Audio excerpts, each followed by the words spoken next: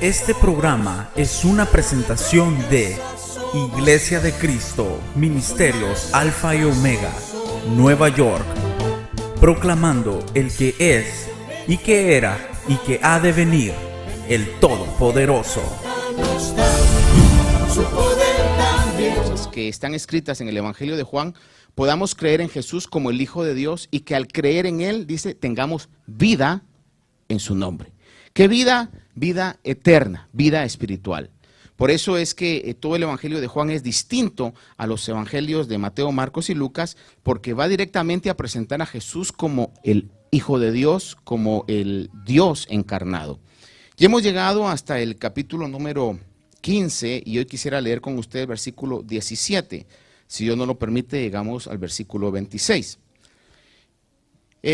Versículo 17 recalca una verdad que la ha estado diciendo el Señor en estas últimas horas antes de llegar a la cruz. Cuando Él está teniendo con sus discípulos un momento final, recalca la importancia del que ellos entiendan la importancia del amarse unos a otros. Dice el versículo 17, esto os mando, que os améis los unos a los otros.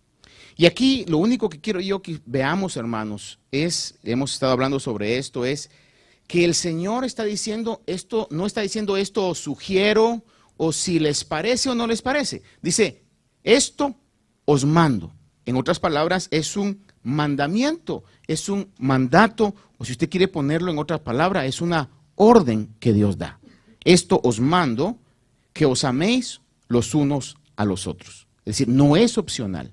Ahora, es un mandato que no es opcional y el amor, yo he llegado a convencer mi propia vida de esto y la palabra de Dios me lo dice, el amor, que no es fácil realmente poder demostrar un genuino amor. Un amor falso es muy fácil demostrarlo. El mundo lo está publicando hoy, más que el amor que en el mundo se publica es un amor que pasa, un amor basado quizás en la pasión, en la atracción, pero el amor genuino es un fruto del Espíritu. Es algo que solamente en la llenura del Espíritu podemos tener. De hecho, en el capítulo 13, siempre de Juan, el Señor recalca esto, la importancia del amarse unos a otros. Capítulo 13, versos 34 y 35, que ya lo hemos estudiado, dice, un mandamiento nuevo os doy, que os améis los unos a los otros, que como yo os he amado, así también os améis los unos a los otros. En esto conocerán todos que sois mis discípulos, si os tenéis amor los unos a los otros.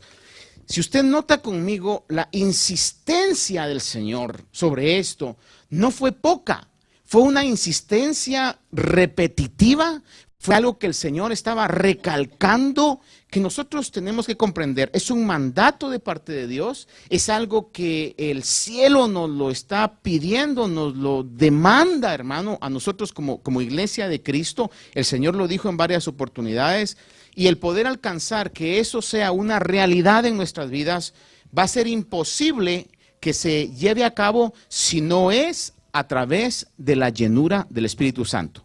El libro de Gálatas dice, el fruto del Espíritu es amor. Y de ahí comienza a decir gozo, paz, benignidad, bondad, fe, mansedumbre, templanza. Pero el primero que manifiesta es amor. En otras palabras, ese amor genuino, ese amor que viene de Dios porque Dios es amor, el ser humano no lo puede demostrar por su propia cuenta. Le decía uno estos días de que la diferencia entre la mentalidad o el pensamiento de la psicología dice, el hombre es bueno, pero el ambiente lo hace malo. La palabra de Dios dice lo contrario. El hombre es malo por naturaleza. Dice, porque no hay bueno ni aún uno, por cuanto todos pecaron y están alejados de la gloria de Dios. Eso es lo que la palabra de Dios dice. Entonces, en ese hombre malo no puede haber esta clase de amor. Esa clase de amor tiene que venir y viene solamente de Dios. Y muy importante, le recalco esto porque creo que es la conclusión de lo que vamos a meditar esta noche.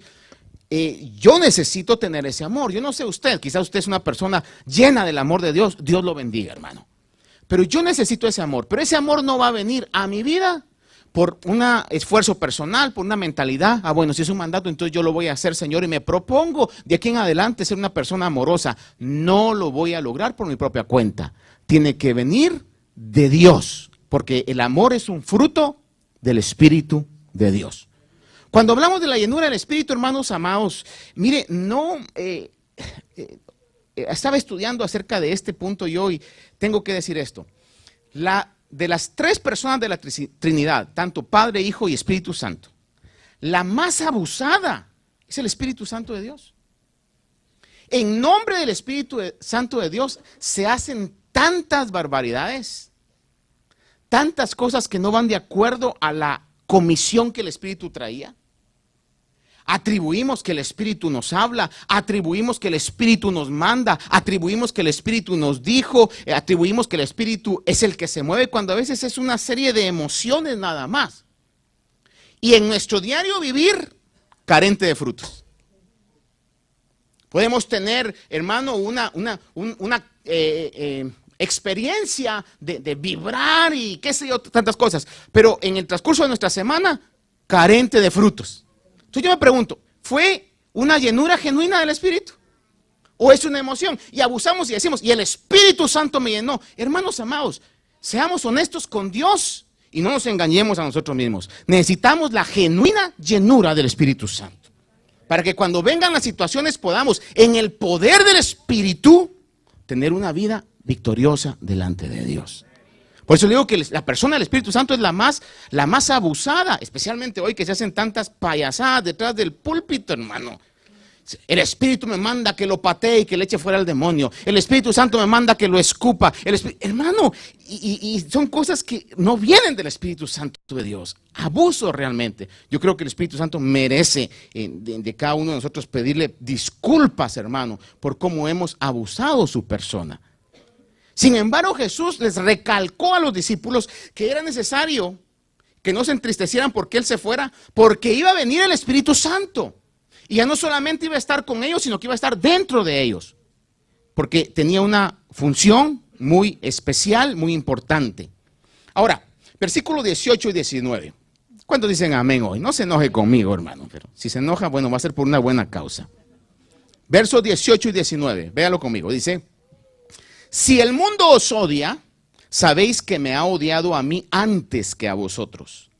Si fuerais del mundo, el mundo amaría lo suyo, pero como no sois del mundo, sino que yo os escogí de entre el mundo, por eso el mundo os odia. El Señor lo dijo desde antemano. ¿Se imagina que el Señor no se los hubiera dicho y de repente Pedro se da cuenta que los meten a la cárcel? Pablo, cuando desarrolla su ministerio, se da cuenta que lo azotan por predicar el evangelio, y todos los demás apóstoles se dan cuenta aún que los matan por causa del evangelio. Eso los hubiera hecho a ellos dudar si realmente estaban en el camino correcto, pero el Señor ya se los había dicho desde antemano.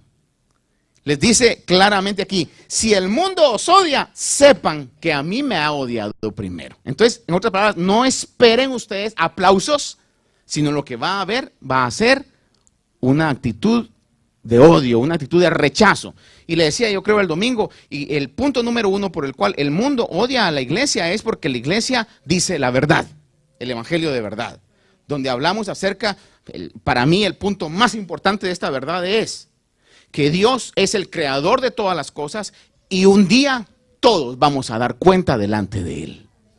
Esa es una verdad que el mundo trata de ocultar, para que si no hubiera un juicio, entonces yo voy a poder hacer de mi vida lo que quiera y no voy a dar cuentas a nadie sino a mí mismo. Pero tenemos que decirle a la iglesia: no, Señor, eso no es así. Somos criaturas de Dios y un día vamos a dar cuentas delante de Dios de lo que hayamos hecho en esta vida. Es una verdad que la Biblia claramente dice.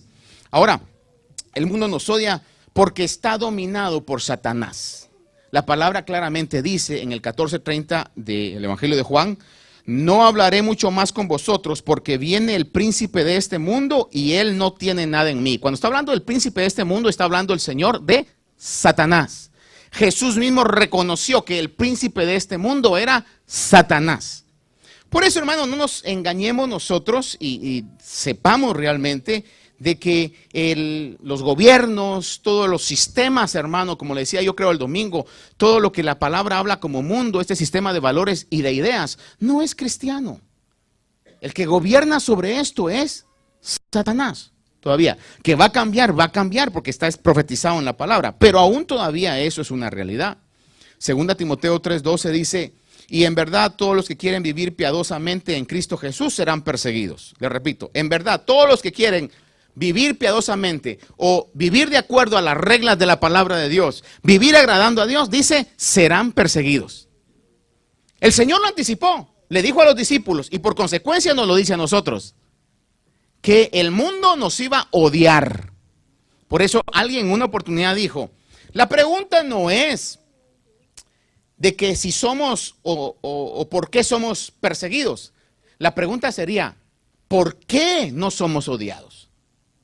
Si es que no somos odiados de alguna u otra manera es porque quizás no estamos cumpliendo realmente la labor y siendo responsables con el mensaje que tenemos de parte de Dios.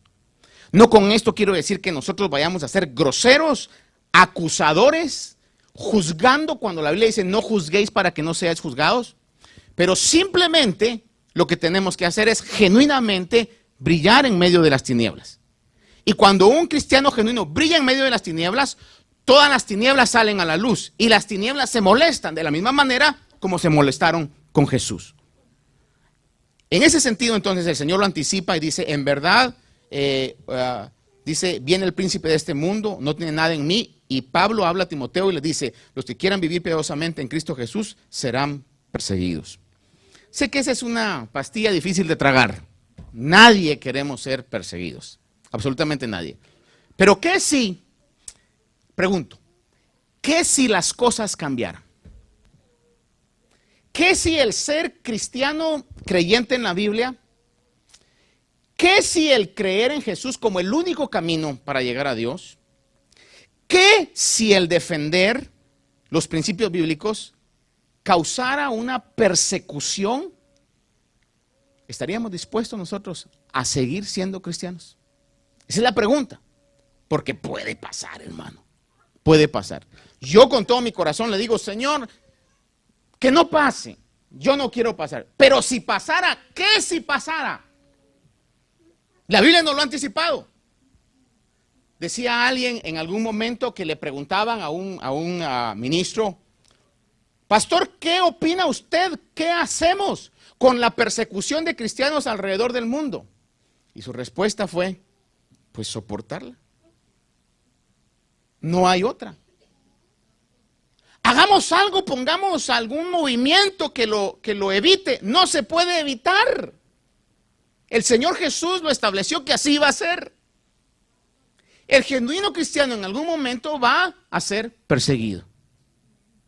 Nosotros aquí la tenemos relativamente, bueno, no, relativamente no, es una realidad. La tenemos fácil ser cristiano. Y con el perdón voy a decir yo acerca de mí, yo no sé si usted se ubica en esto, pero realmente yo creo que para gente como las que están en Hebreos 11, yo creo que nuestro commitment, nuestra dedicación a lo que es la causa del Evangelio, en algún momento hasta vergüenza nos debería de dar. Que por cualquier situación nosotros andamos ya tirando la toalla. Cuando hubieron hombres y mujeres que dieron su vida por la causa del Evangelio. Acépteme también esto y no se enoje conmigo, y si se enoja es por buena causa. Dice entonces, versículo número 20 y 21. Acordaos de la palabra que os dije, un siervo no es mayor que su señor. Vea esa frase, un siervo no es mayor que su señor. Y recalca lo mismo y le digo, ¿qué si el Señor no se lo hubiera dicho a ellos? Cuando hubiera venido la persecución, hubieran dicho, no nos equivocamos. Pero él, conociendo y en su infinita sabiduría, sabía lo que venía y les dijo y les recalcó, va a venir persecución. Y les dice, si me persiguieron a mí, también os perseguirán a vosotros. Si guardaron mi palabra, también guardarán la vuestra. Pero todo esto os harán por causa de mi nombre. Y la razón dice, porque no conocen al que me envió.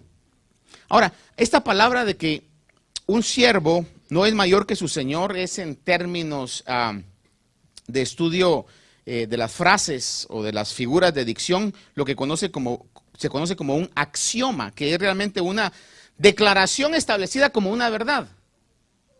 Es decir, cuando dice un siervo no es mayor que su señor, está diciendo una frase que todos la habían aceptado como un hecho, como una verdad. Un siervo no es mayor que su señor. Entonces, la pregunta es fácil y sencilla. ¿Quién es el siervo y quién es el señor? Jesús es el señor, nosotros somos los siervos. Si al señor lo persiguieron, a nosotros también nos van a perseguir. Porque un siervo no es mayor que su señor. Es lo que el Señor le está diciendo. Y dice acá de que si lo persiguieron, también os perseguirán a vosotros. Ellos serían tratados como Jesús fue tratado por la simple razón de que la gente no conocía a Dios. Y se aceptarían el mensaje del evangelio solamente los escogidos. Dice, os rechazarán. Pero también habrán algunos, les dice el Señor, que van a recibir la palabra. Mire cómo es de importante entender eso. El éxito de nuestra vida cristiana, de nuestro testimonio cristiano, no está en qué tantas personas podamos convencer. Porque el único que puede realmente convertir es el Espíritu Santo de Dios, es Dios. Van a haber personas que van a rechazar el mensaje. Van a rechazar su vida. Quizá usted diga, pues a mí no me rechazan el mensaje, pero rechazan el mensaje hablado que usted tiene, el mensaje de accionar que usted tiene. Rechazan su vida. Cuando usted llega, se van. No les gusta platicar con usted, porque tarde o temprano, pues usted va a brillar con sus palabras. Y las tinieblas van a salir a la luz. En este sentido, entonces, no aceptan, hay gente que no va a aceptar el mensaje. Sin embargo, hay otra gente que va a aceptar el mensaje. Y esa gente que acepta el mensaje es gente que ya está en la mente, en el plan de Dios, y Dios toca sus corazones. Pero como dice Romanos, no es del que corre, no es del que quiere, sino de Dios que tiene misericordia. Nosotros no sabemos quién lo va a aceptar ni quién lo va a rechazar. Y una vez más, nuestra función es vivir cristianamente, hablar cristianamente, testificar cristianamente, y el Espíritu de Dios va a hacer la obra. Y Él sabe, y se va a cumplir exactamente lo que el Señor dijo en este sentido. Dice que habrían unos que iban a aceptar y otros que iban a rechazar la palabra. Dice, si me persiguieron a mí, también os perseguirán a vosotros. Si guardaron mi palabra, también guardarán la vuestra. Es decir, están los dos opuestos. Hay quienes van a rechazar el mensaje y hay otros que van a aceptar el mensaje. Si usted dice, pastor, realmente eso es difícil porque uno quisiera que tal persona pudiera entender, pero hermano, eso depende de Dios. Lo que nosotros tenemos que hacer es pedirle al Señor misericordia, actuar de la mejor manera, no solamente con palabras, sino con nuestras acciones. Porque pueden decir, y en algún momento a mí me han comentado, fulano de tal, mengano de tal, qué bonito habla de Dios, pero hacemos unas cosas que dan pena, hermano.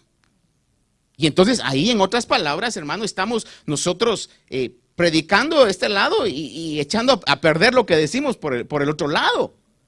Entonces, diría yo que sería mejor no hablar y actuar, porque ese es un mensaje que tiene mucho poder, las acciones del cristiano.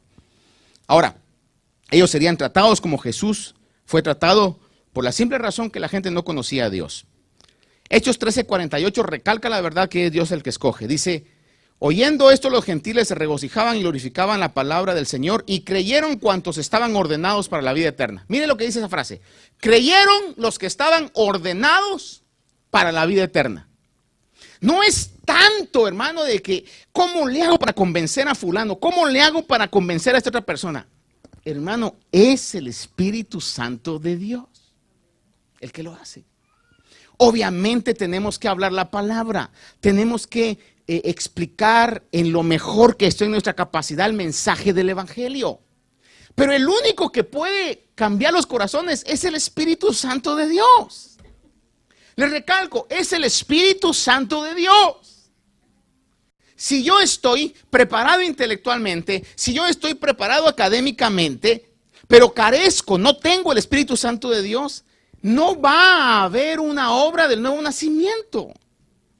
Pero cuando estoy con el Espíritu Santo de Dios dentro de mi vida, va a pasar algo. Y quizás no presenté de la mejor manera el mensaje, quizás yo mismo no me comprendí, si yo mismo no me entendí, como espero que entiendan las otras personas.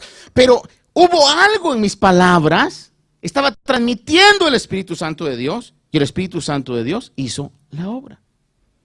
Con esto no es para que nosotros dejemos de prepararnos, tenemos que hacerlo definitivamente. Pero reconozcamos que al final del día, el que hace la obra es Dios. Dice, creyeron los que estaban ordenados para la salvación. Y eso no lo podemos discutir. Usted no va a ver en el libro de los Hechos que decían, y de acuerdo a la elocuencia del sermón de Pedro, o de las palabras de Pablo, o del testimonio de Felipe, se convirtieron. Hermanos, eran sermones que en 5 minutos usted lo lee. Y se convertía la gente porque estaban compungidos en su corazón. Dios quiera que nos use la iglesia de este tiempo en esa magnitud. Y lo puede hacer, pero tenemos que reconocer la urgencia que tenemos de tener una buena relación con el Espíritu Santo de Dios. Y ser sinceros con Él. Y pedirle perdón a Él. Decirle, Señor, tú me conoces, porque Dios lo conoce a usted y me conoce a mí. Sabe lo que pienso, lo que hago, lo que oculto, sabe Dios todas las cosas. Y a veces yo quiero venir y decir, Señor, y fluye. Y dice, ¿cómo puedo fluir si estás sucio? ¿Cómo puedo fluir y usar tu boca si realmente tú tratas de engañarme a mí? Es decir, a Dios no lo podemos engañar. Es una realidad.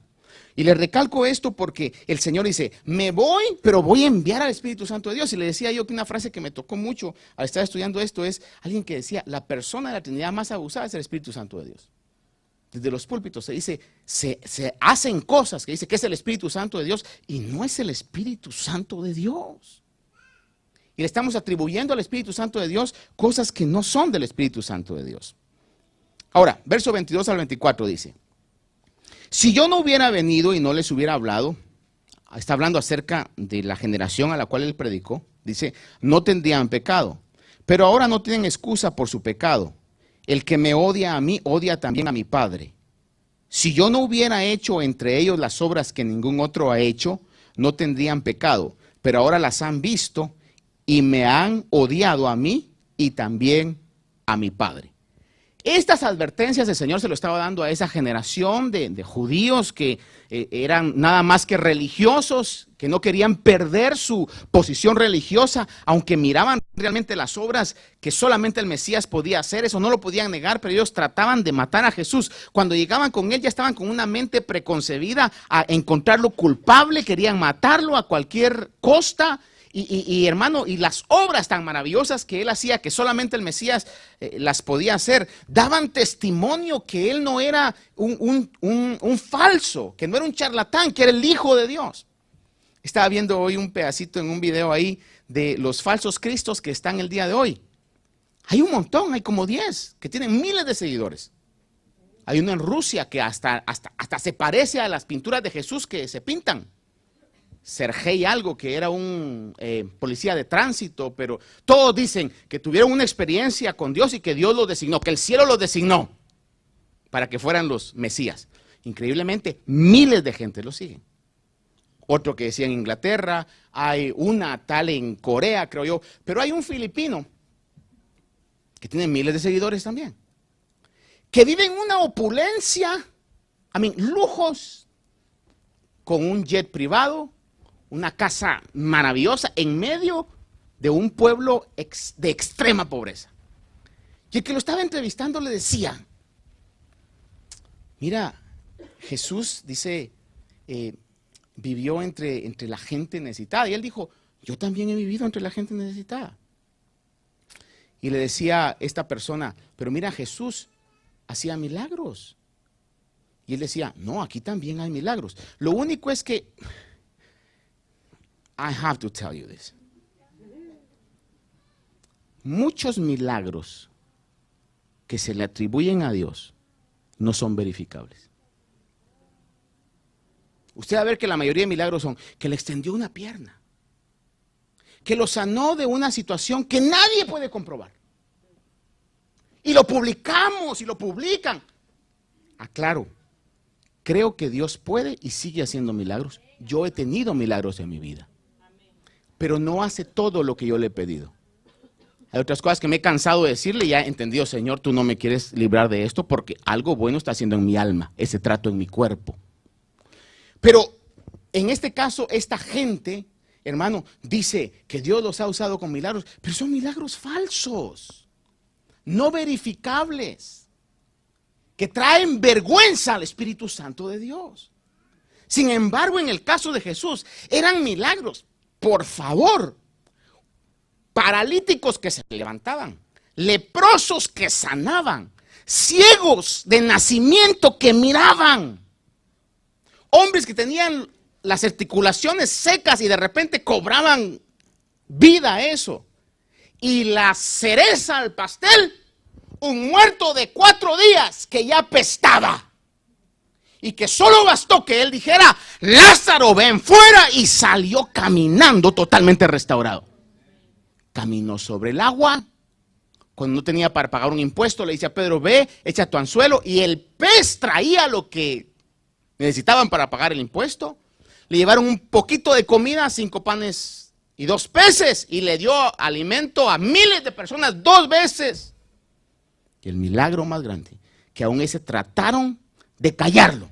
Después de 3 días, tal y como lo había dicho, se levantó gloriosamente de entre los muertos y durante 40 días se les apareció a los discípulos y les decía, tóquenme, mírenme, comió entre ellos, para que quedara una constancia real, que no era ninguno de esos charlatanes, sino Jesús era el único, el absoluto Hijo de Dios.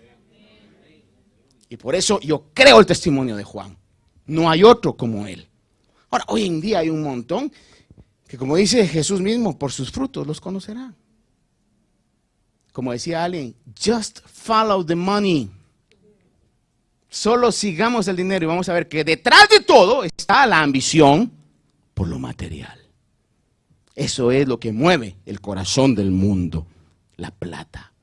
Por eso el Señor utilizó al dinero como lo contrario a aquel que quiere realmente servir a Dios. Dijo, no podéis servir a Dios y a las riquezas. Entonces, en este caso, el Señor condenó a esta generación porque les había dado pruebas reales, verdaderas, innegables de lo que Él era. Y mire lo que dice en Hebreos, se lo voy a leer rápidamente, no quiero extenuarlo hoy de su atención. Hebreos 1 del 1 al 4. Mire cómo dice este pasaje a esta generación. Y por consiguiente también puede esto caer a la generación que vivimos nosotros hoy. Dice, Dios habiendo hablado hace mucho tiempo, en muchas ocasiones y de muchas maneras a los padres por los profetas, en estos últimos días nos ha hablado por su Hijo, a quien constituyó heredero de todas las cosas, por medio de quien hizo también el universo. Él es el resplandor de su gloria, la expresión exacta de su naturaleza, y sostiene todas las cosas por la palabra de su poder. Después de llevar a cabo la purificación de los pecados, se sentó a la diestra de la majestad en las alturas, siendo mucho mejor que los ángeles, por cuanto ha heredado un nombre más excelente que ellos. Lo que está diciendo es, después de hablarles de muchas maneras y los profetas, al final Dios les habla por medio de su Hijo, que hizo señales maravillosas. En el capítulo 6 de Hebreos, verso 4 al 6 dice, porque en el caso de los que fueron una vez iluminados, está hablando de esas personas que fueron iluminados por la luz del mundo. Jesús dijo, yo soy la luz del mundo. Yo soy la luz verdadera. Esa generación que fue iluminada, dice, en el caso de los que fueron una vez iluminados, que probaron del don celestial y fueron hechos partícipes del Espíritu Santo, que gustaron la buena palabra de Dios y los poderes del siglo venidero. Pero después cayeron, dice, es imposible renovarlos otra vez para el arrepentimiento, puesto que de nuevo crucifican para sí mismos al Hijo de Dios y lo exponen a la vergüenza o a la ignominia pública. Y esto también puede manifestarse en la generación que nosotros vivimos. En Hebreos 10, 29 al 31 dice una vez más, ¿cuánto mayor castigo pensáis que merecerá el que ha hollado? Hollado es pararse encima, patear, pisotear. El que ha hollado bajo sus pies al Hijo de Dios, y ha tenido por inmunda la sangre del pacto, por la cual fue santificado y ha ultrajado al Espíritu de gracia, Pues conocemos al que dijo, mía es la venganza, yo pagaré, y otra vez el Señor juzgará a su pueblo. Horrenda cosa es caer en manos del Dios vivo. Usted sabe que una cosa que se ha dicho, que es una verdad innegable, es que todo lo que ha sufrido el pueblo de Israel, voy a ponerle el caso de los 6 millones plus que murieron en el holocausto. Y eso es una cifra mínima de todo lo que los judíos han sufrido en toda su historia. Roma mató muchísimos más que los que murieron en el holocausto. Pero póngase a pensar nada más, 6 millones de judíos en el holocausto, con unas muertes vergonzosas. ¿Qué acaso no fue ese el cumplimiento de la palabra que cuando estaban crucificando a Jesús, dijeron que su sangre caiga sobre nosotros y sobre nuestros hijos? Ellos lo dijeron. Por eso dice ahí, horrenda cosa es caer en manos de un Dios vivo. Y es lo que le digo, el mensaje que no gusta. That's the message that the people don't want to hear. Ese es el mensaje que aún nosotros quisiéramos que no existiera en la Biblia. Pero es cierto, Dios es un Dios de una paciencia grandísima. Pero que al final vamos a tener que darle cuentas a Él de todas nuestras acciones. Por eso dice, horrenda cosa es caer en manos de un Dios vivo. Pero ellos lo pidieron, que su sangre caiga sobre nosotros y sobre nuestros hijos. Ahora, se cumplió esa palabra. Versículo 25, dice ahí, pero han hecho esto, es decir, que han rechazado a Jesús para que se cumpla la palabra que está escrita en su ley. Me odiaron sin causa. Ahí está el Señor citando un pasaje que David dijo. Al igual que David, yo creo que la gran mayoría de nosotros conocemos a David. ¿Usted sabe que David fue odiado sin causa? Especialmente por un rey que era Saúl. David le servía a Saúl con fidelidad y Saúl lo odiaba. Algunos atribuyen porque la gente, las doncellas cantaban, Saúl mató a sus 1000 y David a sus 10,000. ¿Pero qué culpa tenía si era cierto? Es decir, pero Saúl lo odiaba, su egoísmo, su envidia hacía que ese odio floreciera. Y el Señor utiliza esta expresión para decirle que eso también se estaba cumpliendo en él. A Jesús lo odiaron sin causa. Ahora, fíjese que Jesús es tan maravilloso, su persona, que habló acerca de David, pero David no es mayor que Jesús. La Biblia habla en el libro de Apocalipsis, capítulo 22, verso 16, dice algo acerca del Señor. Y miren esto. Como dice en inglés, this is mind blowing. Yo Jesús, ya Jesús glorificado, ya Jesús en el cielo, ya Jesús con poder. Dice, yo Jesús he enviado a mi ángel a fin de daros testimonio de estas cosas para las iglesias. Yo soy la raíz y la descendencia de David. Mire, yo soy la raíz y la descendencia de David. En otras palabras, David no existiría sin mí. Yo soy el que permitió que David existiera y que todo lo bueno que David tiene viene de mí. Y también soy el que sigue a David. Por eso le digo que esto es impresionante, pero el Señor lo dice, porque Él es todo, Él es eterno, Él es Dios. Vaya conmigo, versos 26 y 27 dice. Ahora, ahí donde quiero concluir y con lo que yo le decía al principio. Jesús, en sus últimas horas, dice, cuando venga el Consolador, a quien yo enviaré del Padre, es decir, el Espíritu de verdad que procede del Padre, Él dará testimonio de mí, y vosotros daréis testimonio también porque habéis estado conmigo desde el principio. El testimonio verdadero, repito, el testimonio verdadero acerca de Jesús y de su evangelio, solo puede darse en la llenura del Espíritu Santo de Dios. There is no other way. Lo demás es información, lo demás es cualquier otro tipo de cosa. Pero el verdadero testimonio que la iglesia va a dar tiene que ser con la llenura del Espíritu Santo de Dios. Le doy varios versículos y terminamos con esto. El testimonio cristiano solo puede darse en el poder del Espíritu. Hechos 1:8.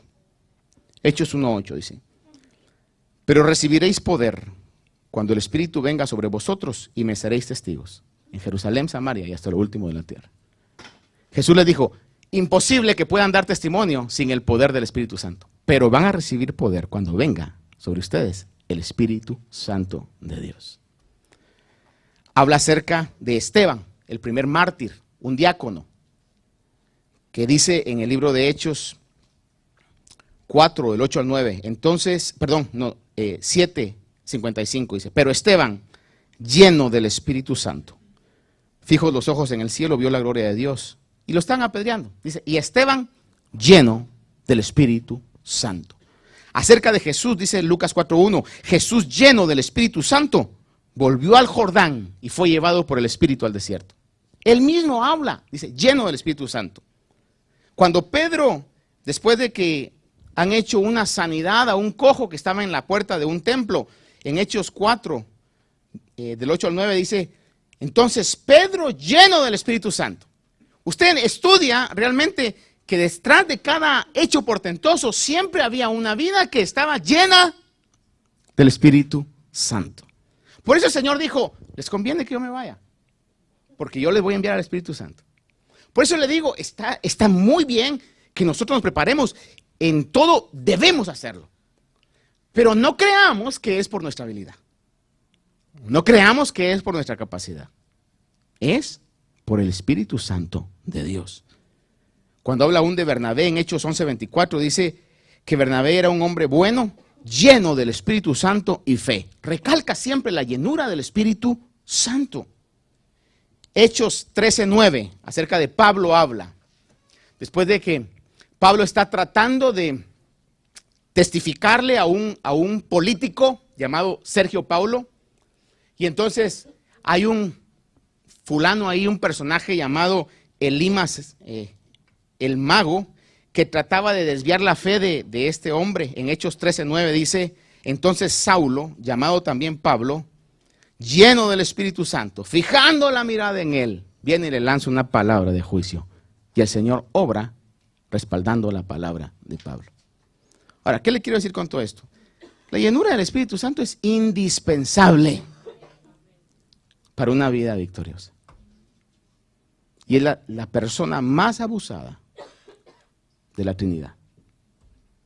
Atribuimos que el Espíritu Santo, quizás usted no, pero de los púlpitos se atribuye eso, el Espíritu Santo, cuando realmente no es el Espíritu Santo. Pero el Espíritu Santo es una realidad y es poderoso.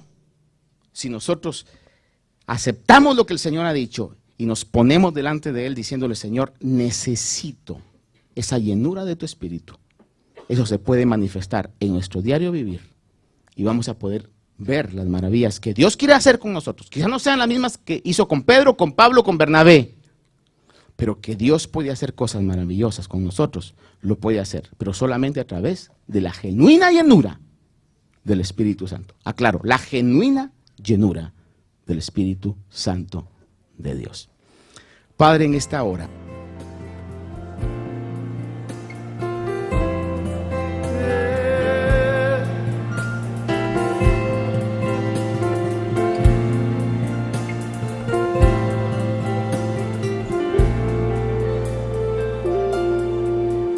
el Espíritu de Dios está en este lugar. Cántalo. El Espíritu de Dios se mueve en este lugar. Está aquí para consolar, está aquí para liberar, está aquí para guiar. El Espíritu de Dios está aquí. El Espíritu de Dios está en este lugar. El Espíritu de Dios está. El Espíritu de Dios se mueve en este lugar. Y Él está aquí para consolar. Está aquí para consolar.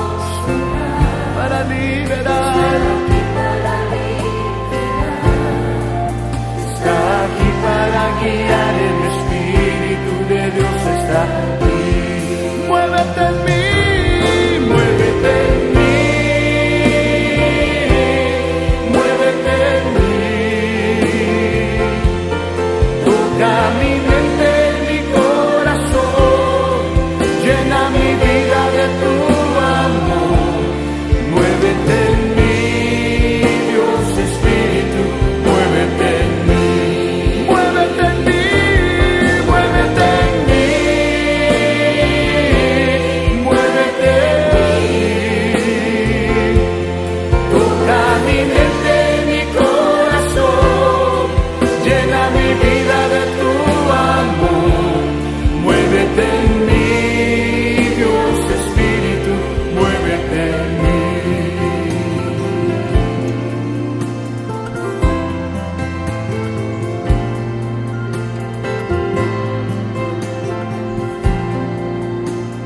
Todos juntos, el Espíritu de Dios, el Espíritu de Dios está en este lugar. Que se oigan las voces del Espíritu.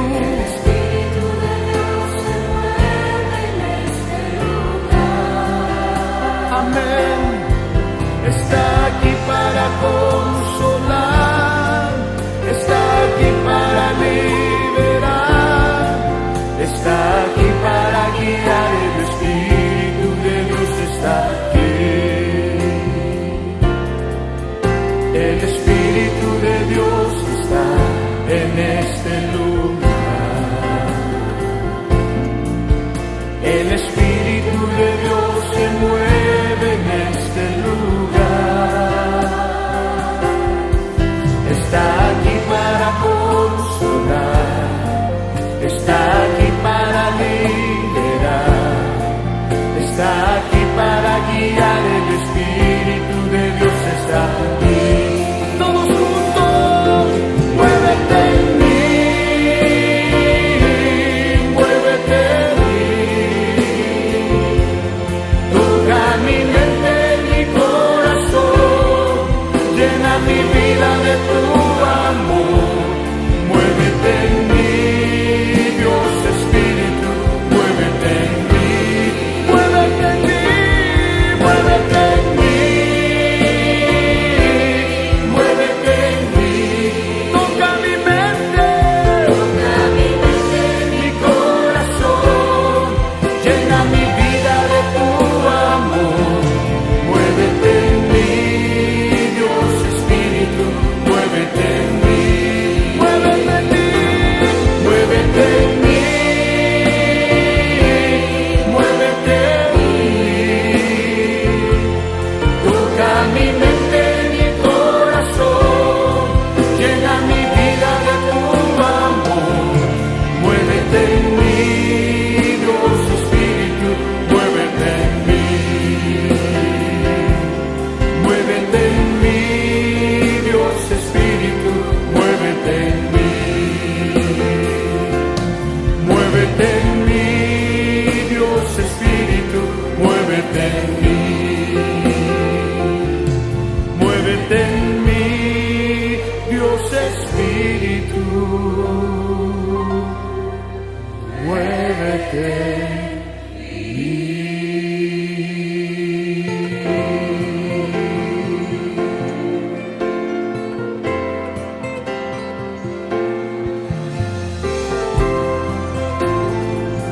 Oh, sí. Gracias, Espíritu Santo.